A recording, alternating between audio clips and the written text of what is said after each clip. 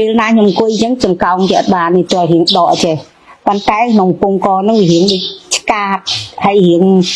បើនិយាយដល់វាដូចតកក្នុងពោះហ្នឹងហើយបាត់ជើងហ្នឹងក៏អត់ទៅល្អដែរដូចថាមិនមូលទេប៉ុន្តែយើងបាត់ជើងដូចរបៀបពវិនណា